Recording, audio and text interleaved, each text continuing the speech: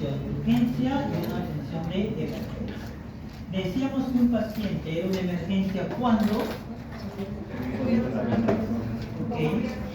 Y en ese sentido, además tenemos que recordar que una emergencia puede ser extrahospitalaria y hay algunas que son intrahospitalarias, ¿no? Es decir, yo puedo tener un paciente con riesgo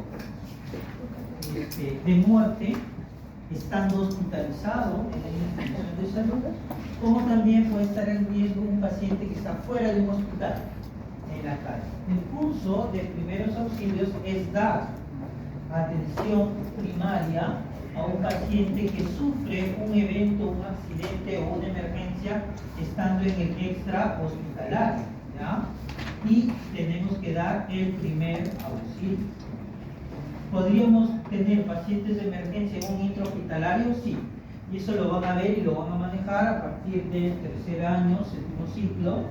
Cuando, por ejemplo, ustedes tengan pacientes hospitalizados por X motivo, ejemplo, una insuficiencia cardíaca, un paciente post-infarto agudo de miocardio, que de pronto podría llegar a ser un paro cardíaco.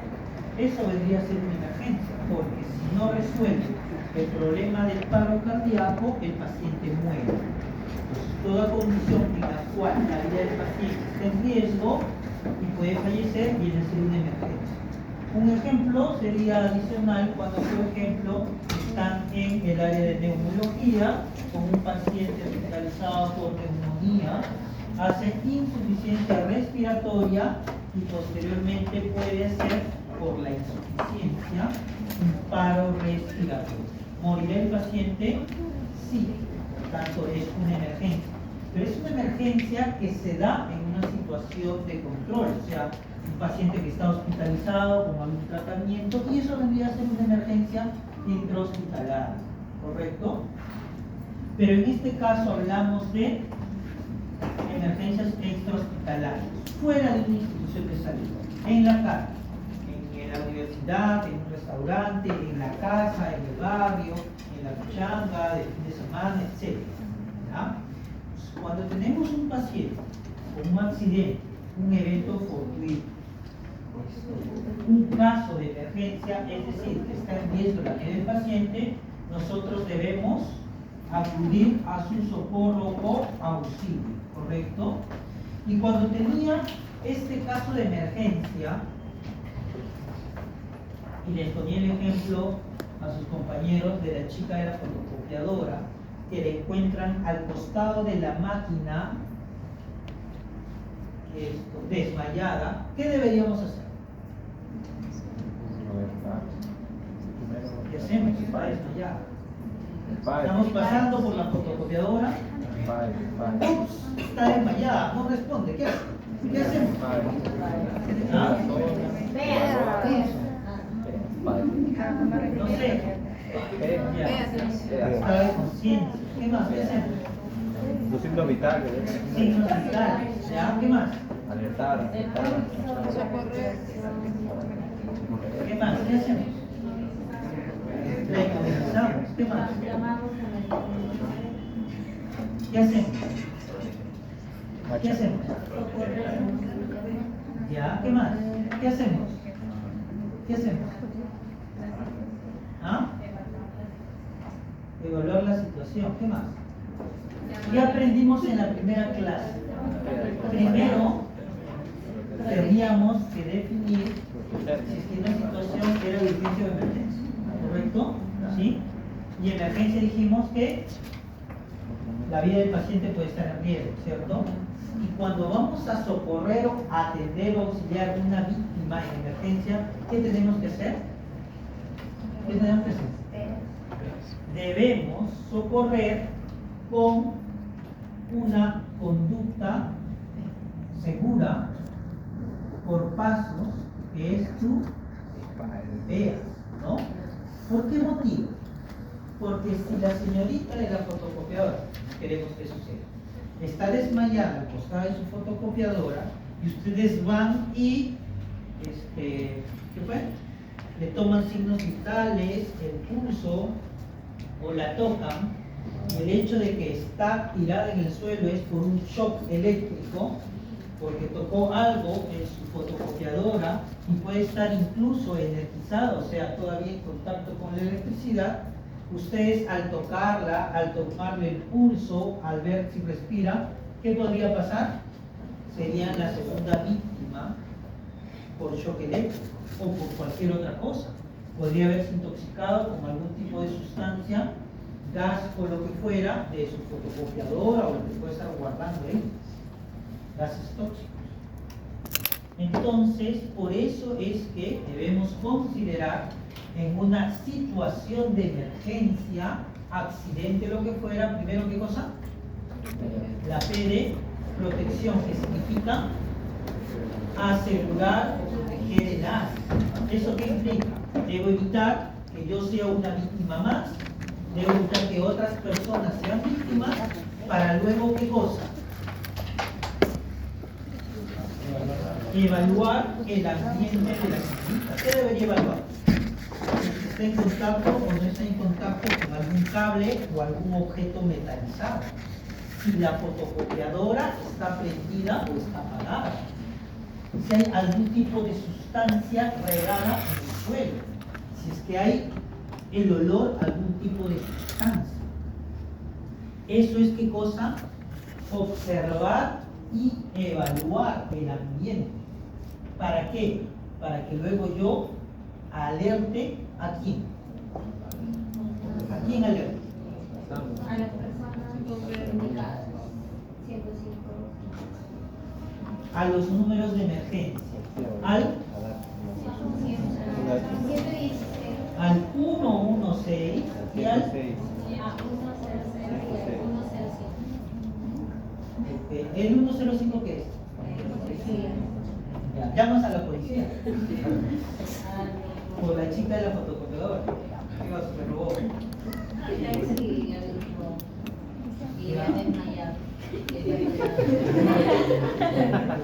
Ok, aquí otro número ya. Aquí otro número. Sound. ¿Qué número es el Sound? 106. 106. ¿Ya? ¿Qué otro número pueden llamar? 116 o Al 116. ¿Ya? Si es adulto, te puede entender. Si es un niño, ¿sí? Y le dices llama al 116, puede que sepa 116, pero es más práctico que apriete 116. Es por regla práctica. ¿Ya? Entonces, hacen la evaluación para que llamen al número de alerta y comuniquen. Hay una señorita que está inconsciente en el sótano de la Universidad Continental, cerca de una fotocopiadora, y necesitamos ayuda, ¿no? Y mientras viene la ayuda, ¿qué vamos a hacer nosotros? Vamos a auxiliar o socorrer, ¿no? ¿Y en qué consistía ese socorro o auxilio? Ahora sí, ¿qué teníamos que hacer con la chica? ¿Ah? ¿Qué hago? ¿Qué hago para auxiliarla, para ayudarla? Ver signos vitales.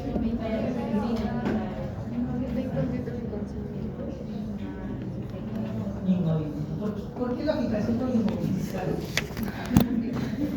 ¿Ha llevado curso de paramédico o algo? ¿O bombero? Sí, lo primero hacen. Sí, pero está bien. Ok, cuando yo ya hice paciente en emergencia con extrahospitalario, conducta PEA, estoy en mi socorrero auxiliar, ¿qué es lo primero que debo saber de manera inmediata con respecto a esa víctima? ¿Está consciente o inconsciente? Dos cosas. Uno, si está consciente, y dos, si está con vida. Con vida. Si yo encuentro a un paciente, una persona en el suelo, ¿qué tengo que saber? Si está con vida y si está consciente, eso es lo primero. ¿Y cómo sé que está consciente?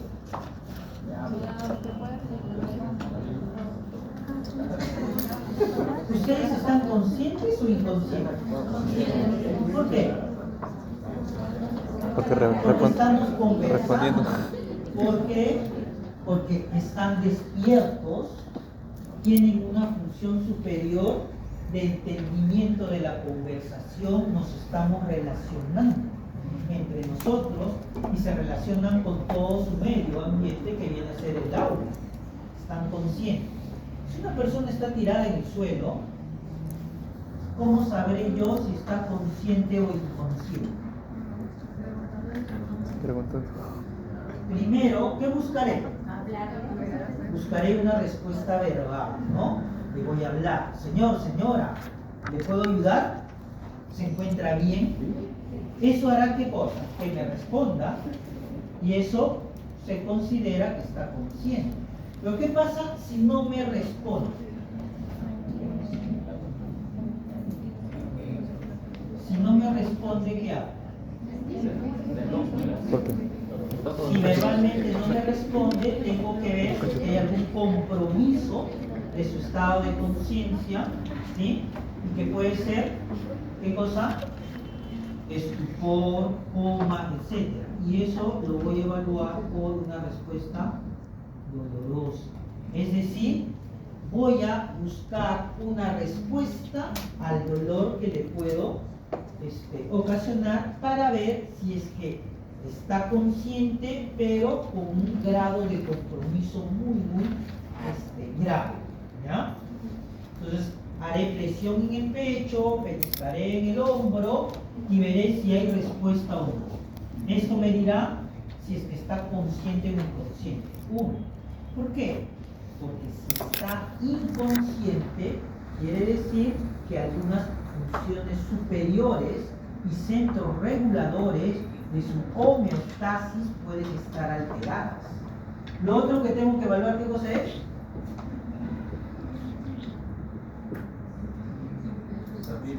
Si está con vida o no, ¿verdad?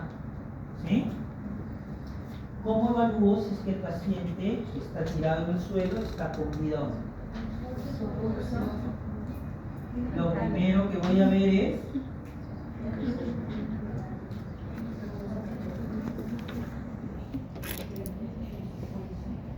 si respira y tiene pulso. ¿Ustedes están vivos?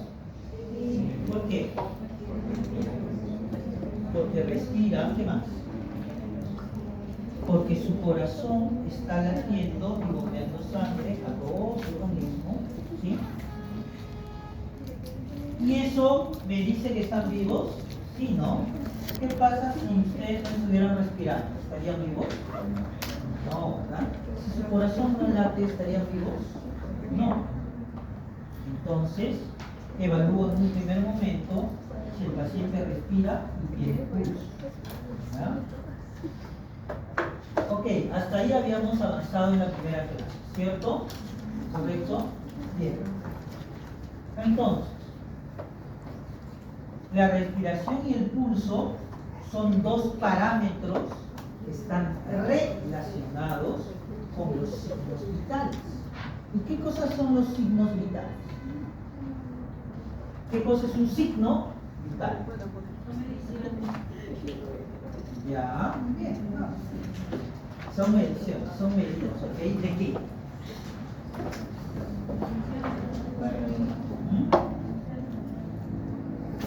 De funciones del cuerpo. Sí, ok, muy bien. Funciones, ¿pero de qué? ¿De qué funciones de qué? De los órganos, funciones de tu órgano, a ver, renal, suprarrenal, endocrinológico, hormonal, ¿de qué órgano?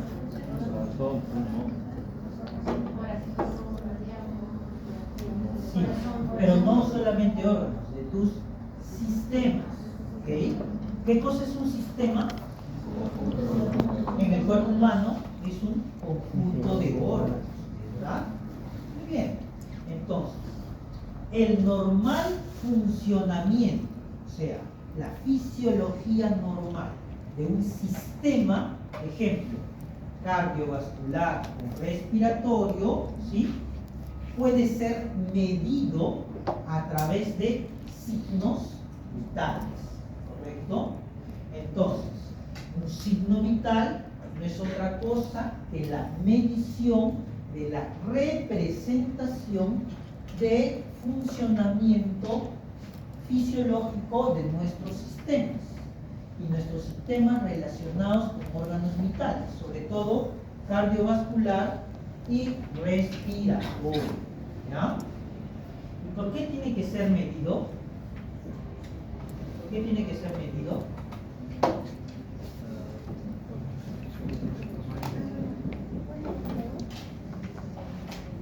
¿Cuáles son los signos vitales?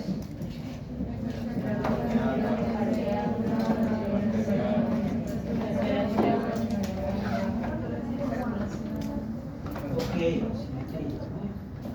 Oxímetro.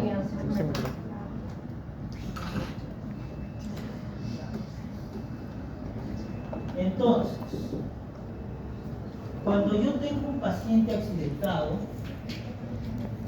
le mido o le palpo el pulso y veo si respira, es para evaluar que esté vivo, ¿cierto? Muy bien.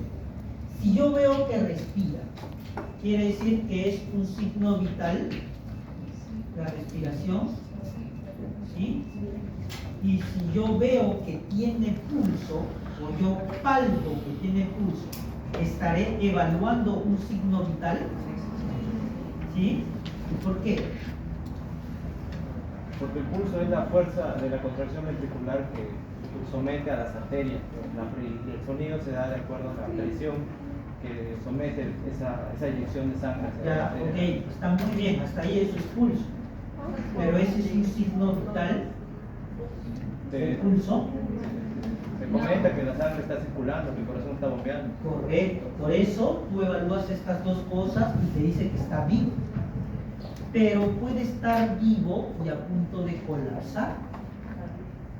Puede estar vivo a punto de morir. ¿De qué va a depender eso? De que tú puedas medirle el signo vital. El pulso solo es la manifestación, pero para saber si es que está correcto o alterado, necesito medirlo. Y por eso, este pulso que yo le palpo, tengo que medirlo o contarlo. Recién cuando este pulso lo mido en un minuto, contando ese número de contracciones que refieres adecuadamente, me va a decir si es que está o no está bien. Entonces voy a tener un valor normal, promedio, un valor superior normal y un valor inferior normal. ¿Qué cosa es la frecuencia como término? ¿Qué es frecuencia? Lo que vamos a hablar. Signos vitales, frecuencia cardíaca. Signos vitales, frecuencia respiratoria. ¿Qué cosa es la frecuencia? No, no es una constante. Frecuencia, cuarto signo, ¿no? Estadística. ¿Qué cosa es frecuencia? Cuando le mandan a hacer, ¿no? Frecuencia. Absoluta, relativa, etc. ¿Qué es frecuencia? Correcto, así es. Es el número de veces o eventos, hablando estadísticamente, que se repite algo. Que se repite algo. Algo, si es el corazón, ¿qué hace el corazón? Se contrae. Frecuencia cardíaca. Número de veces que se repite ¿qué? La contracción del corazón. Pero este signo vital tiene que ser medido en una unidad de tiempo. ¿Cuánto va a ser? Un minuto.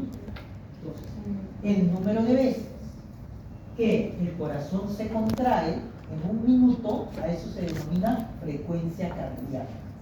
Y ese valor me va a decir si es que está el corazón latiendo de manera normal o si excede su rango, está alterado por exceso o por defecto. Si es que está muy elevado, voy a denominarlo taquicardia. Y si está disminuido por debajo de lo normal, será bradicardia. Entonces, yo primero voy a palpar el pulso y luego voy a contabilizarlo o medirlo. Cuando yo lo mido, ya estoy determinando si el signo vital está adecuado o alterado. Puede tener el pulso cardíaco promedio 80 latidos por minuto. El máximo puede ser 100, mínimo podría estar en 60. ¿Qué pasa si yo le tomo el pulso? ¿Tiene el pulso? ¿Está con vida? Sí, ¿no? Se está respirando. Pero cuando hago la medición del pulso, o sea, le tomo la frecuencia cardíaca, está en 55. ¿Qué quiere decir eso? Que el paciente tiene pulso, está con vida, pero está bradicárdico. Y si está bradicárdico, quiere decir que ese paciente probablemente está a punto de hacer paro cardíaco. Si es así, yo tengo que considerar que a este paciente le tengo que iniciar reanimación cardiopulmonar inmediata. ¿Correcto? De igual manera, yo puedo evaluar que el paciente respira, pero hasta que no sepa cuánto está respirando, no sabré si es que está normal o taquipneico o bradipneico. ¿Ya? ¿Se entiende? Los signos vitales, ¿qué cosa es? Es la representación medible de las funciones fisiológicas de nuestro sistema. ¿Ya? Signos vitales, valores que permiten estimar la efectividad de ¿qué? De mi sistema circulatorio cardiovascular, respiratorio, neurológicas cuando evalúo el estado de conciencia y sus grados, etc. ¿Ya? Cuando hablo de signos vitales, estoy hablando de mediciones de sistemas fisiológicos que me van a mantener con vida. ¿Ya? Entonces, ¿cuáles son esos signos vitales? Temperatura, frecuencia respiratoria, cardíaca y presión arterial, además de la oximetría, ¿verdad? Signos vitales. Van a representar funciones fisiológicas vitales del cuerpo humano de la persona. ¿La oximetría entra? Sí. ¿Qué considera la oximetría? La saturación de oxígeno porcentual, que debe ser igual a más del 95%. ¿Ya? Cuando estábamos en la época del COVID, ¿qué sucedía? ¿Se recuerdan? ¿El COVID qué cosa afectaba? Los pulmones, ¿no? Se veía afectada la respiración. ¿Y qué teníamos que hacer? Nos medíamos el oxígeno en el dedito con la maquinita o el pulsoxímetro, y si es que ese valor era menor a 95, 91, 92, nos preocupábamos, teníamos que llevar al paciente o al familiar a que se hospitalice. ¿Y qué se buscaba? ¿Qué era lo que más faltaba? El oxígeno. Así es. ¿Por qué? Porque ese paciente tenía que presentar una adecuada saturación de oxígeno. ¿Ya? Una adecuada saturación de oxígeno.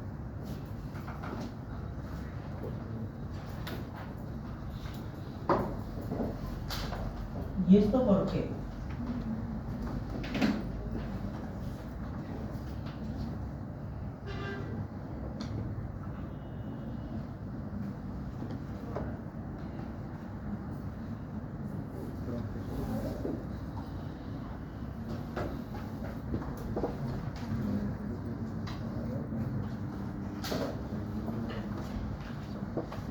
Ya, entonces,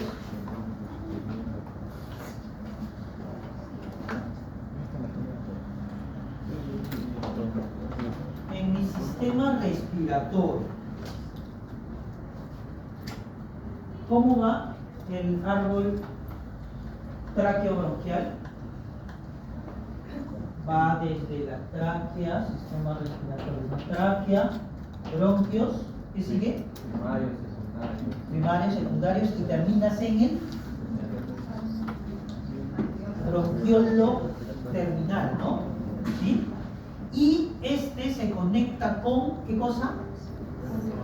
Los alveolos. ¿Y por qué es importante acá? Porque el alveolo va a estar rodeado a manera de malla por todo un enmarañado de capilares, ¿verdad? Y en la unión de los capilares o de las paredes de los capilares con la pared alveolar se va a realizar, ¿qué cosa? El intercambio gaseoso, ¿no? Intercambio gaseoso. Entre oxígeno y sale CO2, ¿verdad? Entonces, el sistema respiratorio está relacionado con una función fisiológica que es intercambio gaseoso y ¿qué más? Y la ventilación. ¿Qué es la ventilación? ¿Qué es ventilación? Es el ingreso y salida de aire, ¿ya?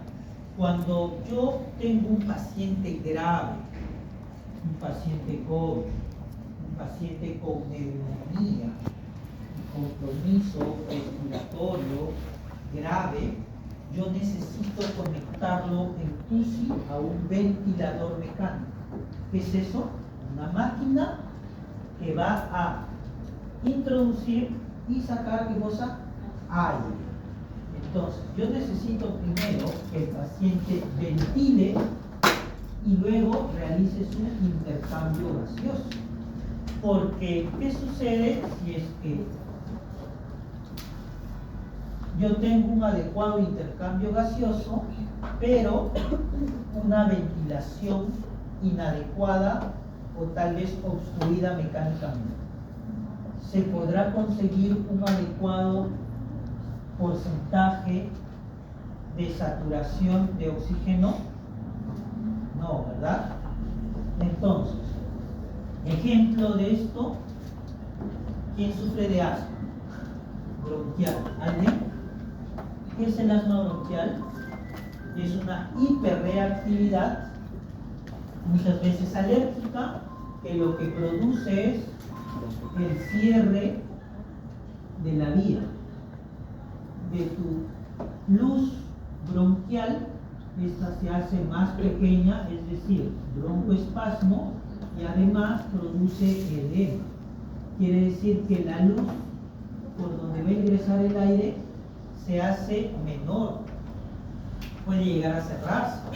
Un cuadro de intoxicación por gases puede producirme un edema de la mucosa del árbol bronquial y el ingreso de aire no va a existir. Entonces yo puedo tener un adecuado intercambio, pero si no hay ingreso de aire, no hay intercambio. Por el contrario, yo puedo tener una buena ventilación, pero tener un inadecuado intercambio gaseoso.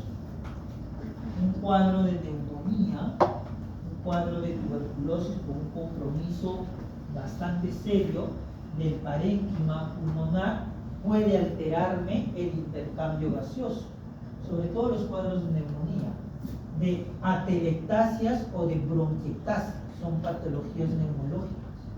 Entonces, no voy a tener una adecuada oxigenación por falta de intercambio gaseoso, aun cuando mi ventilación o mi ingreso y salida de aire sea el adecuado. ¿Bien? Entonces, ¿por qué es que se hace esta observación? Porque cuando yo voy a evaluar respiración, ¿cómo evalúo si mi paciente está respirando bien?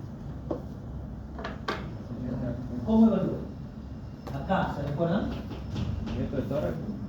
Por el tórax, ves que se mueve, etc. Sí. ¿Qué más? Ampliación de tórax, uno. ¿Qué más? Lo escucho respirar. Escucho. ¿Qué más? Ya, miro, escucho y siento, ¿no? Pero para que eso suceda, ¿qué debo hacer primero? Debo permeabilizar la vía aérea. ¿Cómo permeabilizo la vía aérea? Con maniobra frente-mentón. ¿Qué quiere decir permeabilizar la vía aérea? Que voy a permitir que el aire pueda ingresar con facilidad y pueda yo observar en ese momento si es que el paciente respira por su cuenta o no. ¿Se entiende eso? ¿Sí? Cuando yo evalúo respiración, primero debo permeabilizar la vía aérea, es decir, colocar toda la vía aérea de manera recta, de modo que si el paciente respira adecuadamente, el aire ingrese con facilidad y yo lo pueda ver, sentir y oír. ¿Se entiende? ¿Sí? Bien. Pero ¿qué pasa si yo permeabilizo la vía aérea y no ingresa el aire? Voy a tener un problema ventilatorio. Ese problema ventilatorio podría ser por obstrucción de un cuerpo extraño. Podría ser porque hay un edema de mucosa debido a inhalación de gases tóxicos, etc. Si es que no hay una buena ventilación, no habrá una buena intercambio de oxígeno.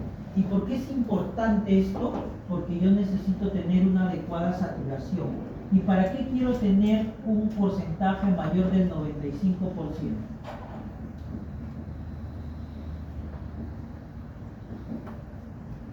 Porque eso me asegura que mis órganos vitales y el resto de mi organismo esté bien perfundido. ¿Qué cosa es estar bien perfundido? Es tener un buen flujo de sangre oxigenado a mis órganos y tejidos. Y lo que más me interesa es que tenga una buena perfusión, ¿quién? Mis órganos vitales. ¿Quiénes son ellos? Cerebro, corazón, pulmón, riñones, ¿no? Y el resto de mi cuerpo, pero los vitales tienen que estar bien perfundidos. ¿Y cómo sé yo que estará bien perfundido? Si es que mi saturación es mayor del 95%. ¿Cuándo sucederá eso? Siempre y cuando tenga un buen intercambio gaseoso. Pero tendré un buen intercambio gaseoso si es que tengo una buena ventilación. Y para tener una buena ventilación, yo necesito primero, cuando voy a evaluar a un paciente accidentado, permeabilizar la vía aérea. Por eso tengo dos maniobras, frente-mentón y la otra es la de tracción mandibular. ¿Ya?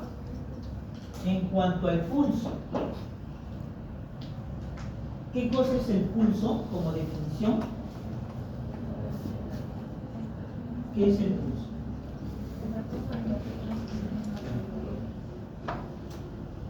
¿Ya? ¿Qué más? ¿Cómo se produce el pulso? Por ahí creo que lo mencionaron, ¿no? ¿Quién fue? ¿Cómo es? Es por la resistencia que nos dan los grandes vasos, el tronco pulmonar y la aorta, en referencia a la contracción de los ventrículos. Es la fuerza que pone y eso genera un ruido. Es decir, cuando la sangre llega hacia los grandes vasos, hay una resistencia y eso genera el sonido, ¿no? Eso es presión arterial. Presión arterial. ¿Qué cosa es pulso?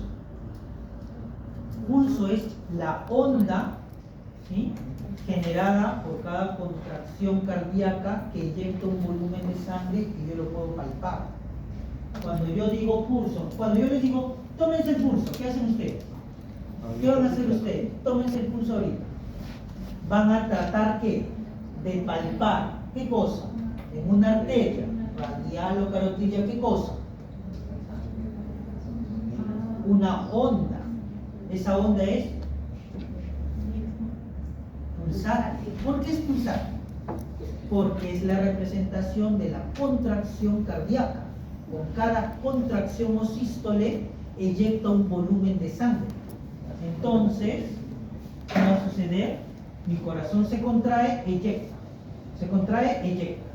Esa eyección de volumen de sangre se traduce en una onda, en una ola, que puede ser palpable. ¿correcto? Lo único que me dice es, cuando yo palpo, que el corazón se contrae. Pero cuando yo lo mido, estoy obteniendo un signo vital que es la frecuencia cardíaca. ¿Ya? ¿Y por qué es importante que yo sepa, primero, que tiene pulso y que la frecuencia es normal? ¿Por qué? Porque si no está dentro de los valores normales, hay una alteración. Y esa alteración puede ser, ¿qué cosa? Taquicardia o bradicardia. Y si, por ejemplo, está en bradicardia, lo siguiente que hará el paciente será paro cardíaco. ¿Ya? ¿Por qué? Porque recuerden que la bradicardia es el previo al paro, porque probablemente ya se generó un agotamiento del músculo cardíaco. Como cuando ustedes corren 10 vueltas, la canchita esta de básquet, va a llegar un momento en el que se agotan, se cansan y ya no pueden seguir corriendo. De igual manera el corazón, cuando late, por compensación, se va a agotar. Al agotarse, va a suceder dos cosas. Va a empezar a contraerse más lento y va a generar, ¿qué cosa? Ácido láctico. ¿Ya? Por agotamiento y porque ya no se consumen todas las energías. Entonces, la bradicardia es el previo a que el corazón deje de latir y haga paro. Y si hace paro, se necesita hacer RCP, porque si no el paciente muere. ¿En qué tiempo? ¿En cuánto tiempo? ¿Cuánto tiempo más o menos tienen ustedes para hacer reanimación cardiopulmonar en un paciente con paro? 5 minutos. 5 minutos equivalen al 50% de complicación de un paciente para poder recuperarlo en el postparo, o puede ser secuelas o muerte. Y esa muerte puede traducirse en ¿qué? En lesiones serias, discapacitantes. ¿Y eso por qué? Si el corazón no se contrae, ¿qué va a pasar? Yo puedo tener acá en la sangre una buena perfusión de oxígeno, y acá voy a tener sangre con oxígeno al 95%, ¿no? O más. Pero si el corazón no lo impulsa a los órganos vitales, ¿me sirve que tenga mayor del 95%? No. El corazón impulsa la sangre para que éste llegue a todos los órganos vitales y demás del cuerpo humano. Perfusión. Pero si no es bien perfundido, es porque probablemente hay un problema o falla de bomba, que puede ser por paro, por insuficiencia, por un aspecto mecánico que no late, etc. Pero si no hay impulso cardíaco, la sangre oxigenada no llega a los órganos vitales. Si no hay perfusión de sangre oxigenada a un tejido músculo cardíaco, ¿qué pasará en esa zona? Se muere. Primero habrá isquemia y luego necrosis. ¿Y qué sucede a nivel cerebral? Lo mismo. Tendremos isquemia y necrosis. Entonces vamos a empezar a observar pequeñas áreas de infarto, ¿sí? Tanto cerebral como cardíaco. Y si yo tengo en mi corazón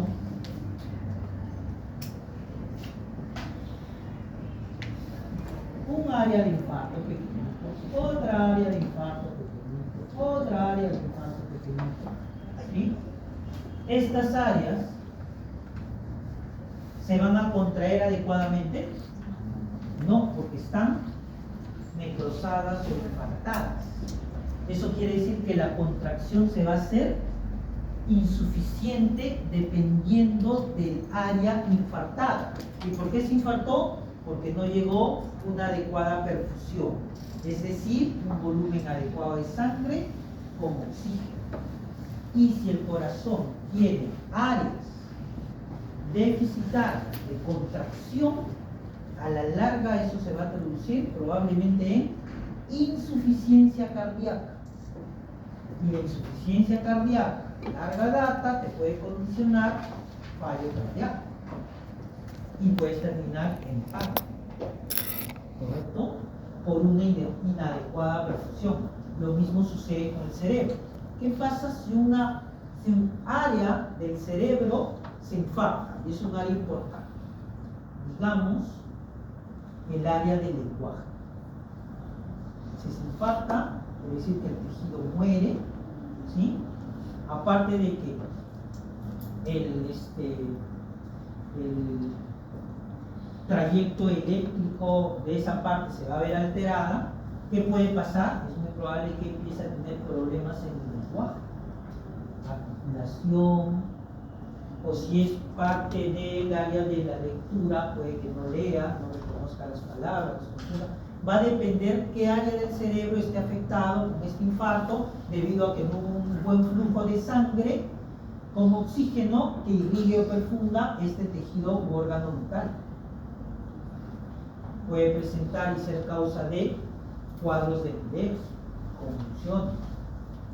Por ese motivo, en pediatría y recién nacidos es importante el primer minuto que nace el niño y ver la reanimación inmediata en caso de que ciertos signos se evidencien como una hipoxia o una hipoxemia, para evitar el problema secundario cerebral y no tengamos un bebito que nació mal al momento de nacer y se traduzca como un trastorno a nivel educativo o, en el peor de los casos, un problema de parálisis cerebral con limitaciones sensitivas o motoras en la mayoría de veces, ¿verdad?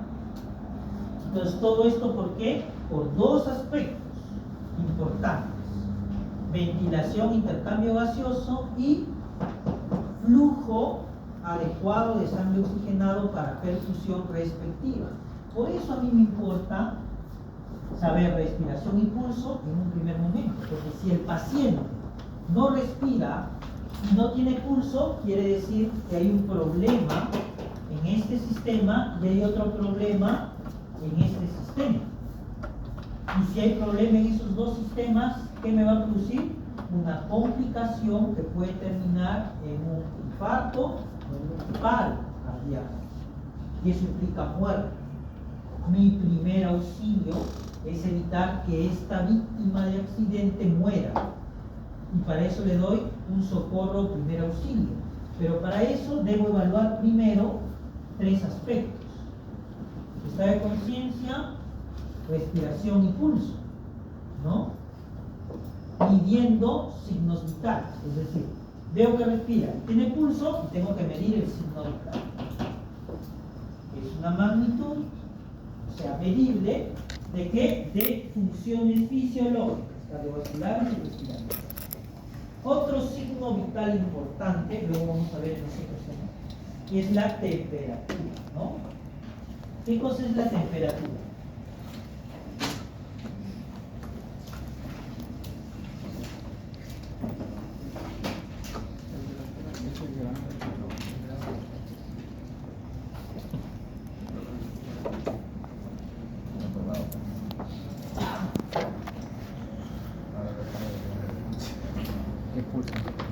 ¿Qué cosa es la temperatura? Dice el flash del celular.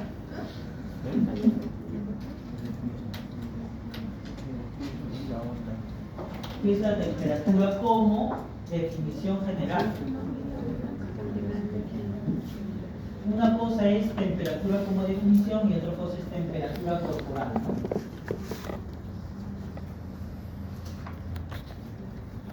¿Qué cosa es?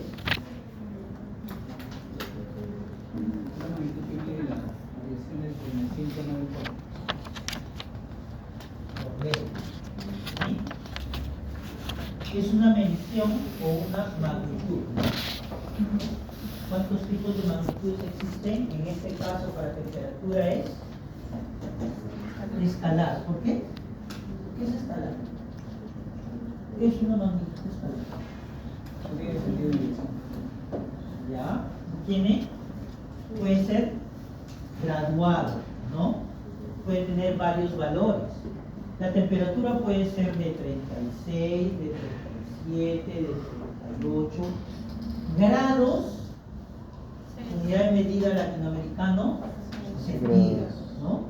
Si estuviéramos en Estados Unidos, diríamos grados Fahrenheit, ¿no?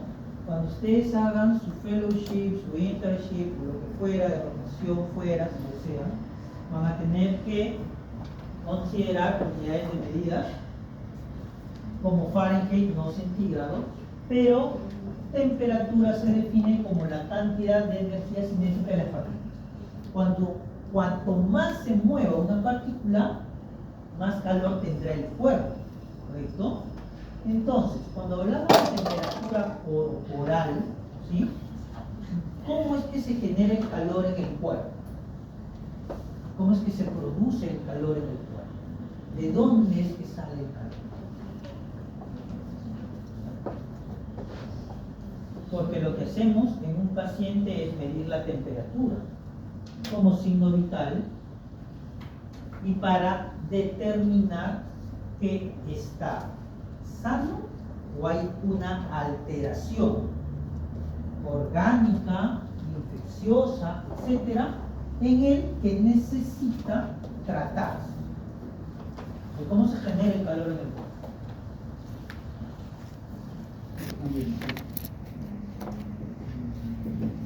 ¿Cómo? ¿Ya? Intercambio de energía.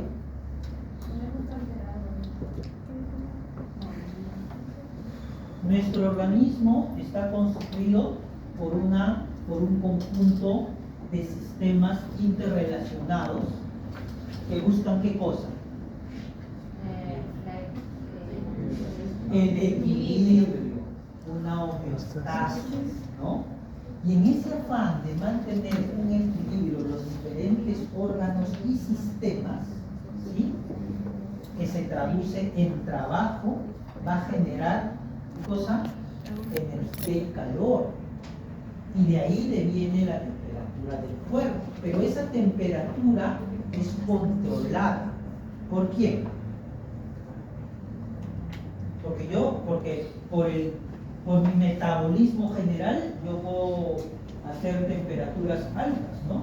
Yo puedo generar que mi temperatura sea mayor o que pueda bajar. ¿Quién lo regula? No, el mecanismo de regulación. ¿Quién genera o quién regula la temperatura del cuerpo? El centro regulador de temperatura. ¿Dónde está el centro regulador de la temperatura? ¿Dónde? ¿En el cerebro, en qué parte? ¿Ah? ¿En la piel? No.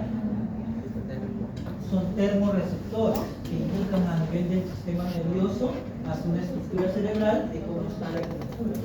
El centro regulador de la temperatura se encuentra en el hipotálamo, parte del encéfalo. Ahí se encuentra también el centro regulador del hambre. ¿Han almorzado? Sí, ¿verdad? Si están satisfechos, no van a tener hambre. Por tanto, tu centro regulador del hambre no te va a decir, hey, tienes que comer, ¿no? No has comido. ¿Y por qué se va a desencadenar eso?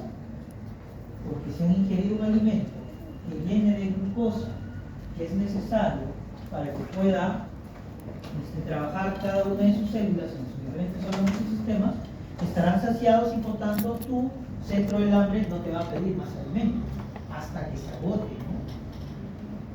Y luego necesites más alimento que te dé energía, cosa, y por eso aproximadamente comemos 3 veces al día, ¿no? Pero el hipotálamo tiene el centro regulador de la temperatura. Ahí es como un termostato quien va a decir que la temperatura normal o promedio debe mantenerse aproximadamente en 37 grados. Y esa temperatura normal es el promedio de todo el metabolismo generado por los diferentes órganos y sistemas para mantener una homeostasis corporal. ¿Ya? Entonces, ¿qué pasa cuando ese control de temperatura se altera? Puedes subir o puedes bajar. Entonces,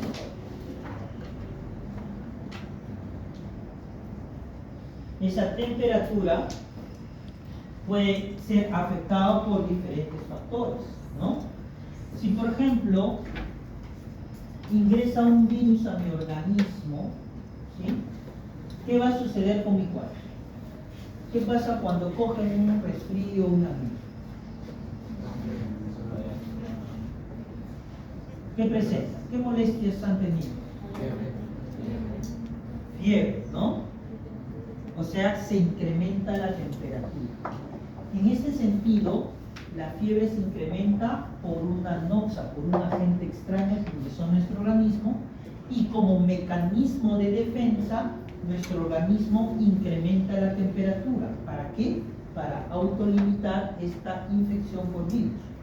Muchos de los virus se autolimitan con temperaturas de 38 líneas hasta 38,5.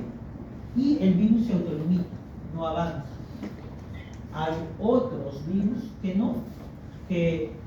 no son termolables y por tanto soportan más temperaturas y el organismo incrementa más. Si fuera por una infección bacteriana, el incremento de temperatura no va a ser mayor problema para esas bacterias y el organismo se dispara con temperaturas de 40. El problema está que el cuerpo no puede mantener temperaturas altas repetidas veces y por varios días, porque empezaría a tener problemas. Entonces, ahí es donde nosotros tenemos que ayudar y tratar esa infección bacteriana administrando algunos medicamentos. La mayoría de virus, no, la mayoría de virus solamente requieren un incremento de temperatura de 38 líneas y se autolimita, y por eso puedo estar con algo de dolor de garganta, un poco de malestar. Sube mi temperatura, hago fiebre 1 o 2 días y de ahí puedo superar, ¿no? Entonces, cuando hay cuadros de resfrío, de gripe, ¿realmente qué te dicen? Te dicen reposa, descansa, bastantes líquidos para hidratarte, algún analgésico y nada más, y lo superas. Pero van a tener pacientes probablemente que estando con una infección viral les exigen a ustedes un antibiótico para curarse, cuando el antibiótico no elimina el virus, no le hace nada. Ya lo van a ver en microbiología. Entonces, la temperatura que es regulada por el hipotálamo en su centro termorregulador puede ser medido en escalas: centígrados, Fahrenheit, y si queremos trabajar temperaturas ambiente, laboratorio, etcétera, las otras escalas. Pero centígrados y Fahrenheit son las que se manejan para lo que es la producción. Ahora, la temperatura puede ser corporal, pero también hay temperatura ambiente. ¿Y por qué es importante esto? Porque la temperatura del ambiente puede afectar la temperatura corporal. ¿Cómo así? Si viajamos todos a Cerro de Pasco, es muy probable que el exceso del frío ambiental pueda afectar nuestra temperatura corporal. Puede bajar. ¿Qué pasa si me encuentro en Puno o en Cerro de Pasco con solamente un short? Lo más probable es que haga hipotermia. Y la hipotermia condiciona, es un factor causal de paro cardíaco. ¿Ya? Por el contrario, un exceso de calor. Me pongo 5 casacas, ¿sí? Y me voy a un desierto, Atacama en Chile. ¿Qué va a pasar conmigo? La temperatura ambiente o del lugar afectará mi temperatura corporal y probablemente termine haciendo un choque de calor y podría yo fallecer. Ejemplo, las noticias que en épocas de calor, el verano que fue corto, hubo fallecidos en Europa. ¿Se recuerdan? ¿Vieron las noticias por choque de calor? De las temperaturas excesivas, sea originado por el mismo cuerpo, por factores externos, pueden afectar mi temperatura, pero para eso mi centro regulador tiene mecanismos de compensación. ¿Ya? Cuando voy a medir la temperatura tengo instrumentos de medición, ¿sí? El termómetro de mercurio y los digitales, así como el de piel, ¿no? ¿Los conocían? ¿Sí? Esto es para lactantes, ópticos, oído, este es el que todo el mundo conoce por la pandemia. Estos son los de piel, son una especie de plaquitas que se pegan en la piel y acaba cambiando de color dependiendo de la temperatura, ¿no? Estos tienen ventajas y desventajas, y el de mercurio tiene ventajas y desventajas. Eso de seguro que les van a preguntar en práctica de laboratorio. ¿Cuáles son las ventajas del termómetro de mercurio? ¿Y cuáles son sus desventajas? Una ventaja, ¿cuál será? Y la medida es, así es. Y una desventaja, que al ser de vidrio se puede romper, y si se rompe, el mercurio es contaminante. ¿Ah? Se dice que el mercurio, bueno, era la explicación que daban las empresas que comercializaban los dispositivos digitales, ¿no? En cierta parte pueden tener razón. El mercurio, una vez que cae al suelo, puede atravesar, ¿sí?, las capas de la tierra hasta llegar al manto freático y luego pasar a qué cosa, al mar y contaminar. Ahora, toxicidad. Cuando se rompe, algunos niños pueden tratar de jugar y tocar y pueden absorberse por la piel. Y una buena concentración de mercurio puede producir toxicidad o lesiones neurológicas. Esa es la desventaja. Pero si es manejado con cuidado, ¿no? ¿Cuál es la desventaja de los dispositivos digitales? ¿Ah? Desventaja. Ok, la batería puede darme una lectura errada si está baja. ¿Qué más? No son tan precisas. El uso repetido puede descalibrar. ¿Ya? ¿Y qué hacían antes los vigilantes en los supermercados? En época de COVID. Hacían cola y si tenías fiebre no entrabas. Entonces, estaban así, disparando a todo el mundo. Mismo bandolero. ¿Qué pasaba? Esto es solamente para un uso, ¿no? Utilizas una vez o dos veces para corroborar la temperatura, pero no para que estés todo el día en el supermercado, ¿no? ¿Ya? Pero son distintos instrumentos que se utilizan para la medición de la temperatura. Temperatura que se puede medir ¿dónde?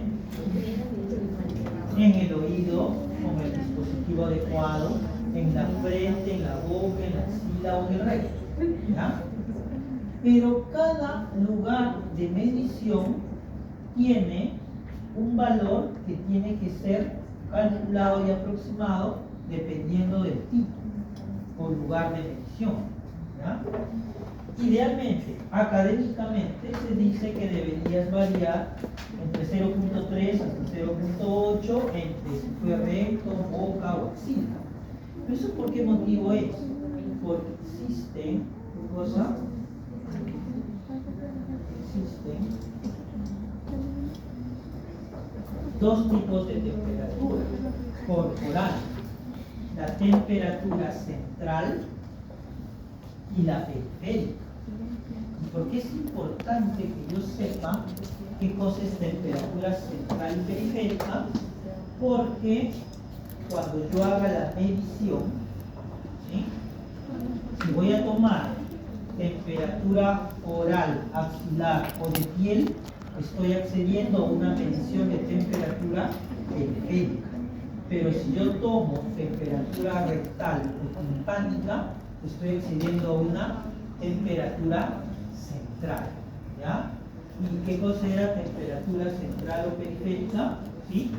Central, que traducía perfusión a nivel del órgano internamente y periférica es a nivel de superficie corporal, ¿ya?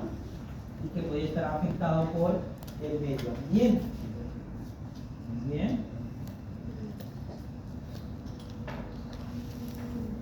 Entonces, los valores normales de los signos vitales se van a alterar por diferentes factores, ¿verdad? Uno es la edad. Como ustedes observan, por ejemplo, el pulso de un recién nacido puede llegar hasta 160, cuando la de un adulto máximo será de 80, hasta 100, no más. ¿Cuánto respira un recién nacido? 40. ¿Cuánto respira máximo un adulto? 20. Es casi el doble, ¿no? Esto es para solamente poner en ejemplo que los valores de los signos vitales pueden ser diferentes de acuerdo a la edad. Pero hay otros factores también que pueden variar esos valores normales. El sexo, ¿sí? La condición física. Por ejemplo, en periodo de ovulación, la temperatura en la mujer sube unos cuantos grados más. ¿Sí? Y eso es un método, por ejemplo, dentro del resto de métodos que se utilizan para determinar si es que está en su periodo de mayor fertilidad, por poner un ejemplo, temperatura corporal. Muy bien. Algunos medicamentos, sobre todo oncológicos, me pueden alterar la temperatura o incrementar, o sea, hacer fiebre. No solamente son las infecciones. Algunas alteraciones neurológicas pueden afectar mi centro regulador de la temperatura y hacer que yo tenga más o menos temperatura de lo normal, ¿verdad?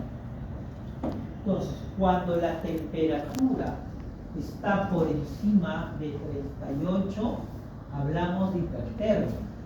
Y cuando está por debajo de 35, es hipotermia. ¿La hipotermia es una emergencia? Sí, porque la vida del paciente está en riesgo. ¿Por qué? Porque la hipotermia me va a condicionar o me va a producir paro. Y el paro cardíaco implica muerte si es que yo no hago la reanimación inmediata. Por ese motivo es que el frío, ojo, frío excesivo, o sea, hipotermia, me va a producir paro y muerte. Por eso que ustedes ven en las películas, ¿qué cosa ven en las películas?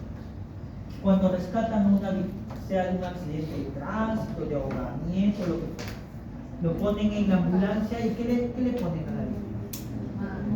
Una manta, ¿no? Le ponen una manta que puede ser, se puede lana, todo lo que fuera, o ya si es que es sofisticada, su manta térmica. La manta térmica se usa en emergencias cuando se trata de hipotermia, víctimas en zonas de hielo, grandes alturas, etc. Al igual que el exceso de calor, pero en este caso, ¿qué sería? Choque de calor, por poner un ejemplo. ¿Ya? Pero todo esto, mi cuerpo, siempre y cuando no sea en exceso, va a intentar, ¿qué cosa? Regular. Va a manifestar mecanismos de compensación óptima. Es decir, si yo me encuentro en un ambiente caliente, digamos, esta habitación o aula empieza, por estar todo cerrado, a incrementarse la temperatura. Yo empezaré a tener calor ambiental, que empieza a alterar mi temperatura corporal y por tanto mi centro regulador, al determinar eso por termorreceptores periféricos, va a indicar que empieza a producirse ¿qué cosa? Vasodilatación como mecanismo compensatorio para perder calor en caso de que yo me encuentre en un ambiente caliente. Hago vasodilatación y el calor sale. Además de eso, ¿qué podría ser? Contractura muscular, empiezo a temblar para... No miento, apertura de glándulas sudoríparas para poder refrescar con sudor la piel y disminuir las temperaturas. En el caso contrario, si estoy en un ambiente frío, yo debo evitar perder calor. Por tanto, a nivel periférico haré vasoconstricción. Se cierran mis vasos sanguíneos y el calor interno no se pierde. ¿Ya? Muy bien. Entonces, el organismo puede hacer uso de diferentes mecanismos dependiendo del ambiente y la temperatura en el que se encuentra. Pero hay un aspecto importante que debemos recordar, que el calor, cuando hablamos de fiebre sobre todo, puede perderse por 4 vías o mecanismos. ¿Ya? Un mecanismo de evaporación, de radiación, de convección o de conducción. ¿Cuál es la conducción? Es que un cuerpo que esté en contacto con otro pase de más caliente a uno menos caliente. ¿Ya? Y viceversa. Si está un frío, ¿sí?, de un calor, de un lugar, cuerpo caliente a otro frío. Pero la conducción quiere decir que pasa el calor de un cuerpo mayor en temperatura a un cuerpo con menos temperatura. Pierde calor por conducción, pero tiene que haber un contacto. ¿Ya? Radiación es cuando el calor se emite a una distancia y de esa manera se pierde calor. Por ese motivo es que cuando uno tiene mucho calor, ¿qué hacemos? Nos sacamos la ropa, ¿verdad? Para poder perder calor por radiación.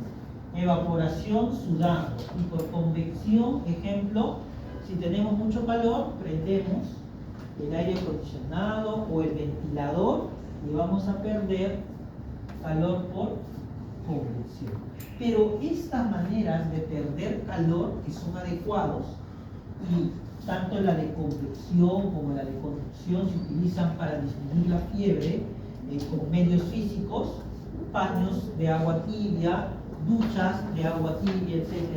Es importante saberlas cuando tenemos un recién nacido, porque un recién nacido que tiene la capacidad más rápida y fácil de perder calor puede hacer hipotermia, puede hacer paro y puede morir, recién nacidos. Por eso es importante mantenerlo con calor. ¿Por dónde pierde mayormente calor el bebé? A través de la piel y sobre todo por fontanelas. Por ese motivo es que apenas nace, se le cubre con su chaquetita y se le pone sus huevitos. Porque lo peor que pueden tener es que apenas nació el bebé, ustedes atendieron al recién nacido, no consideraron los mecanismos de pérdida de calor del recién nacido, hace hipotermia, paro y se te muere. Y toda la familia se te va intentando que tú desaparezcas.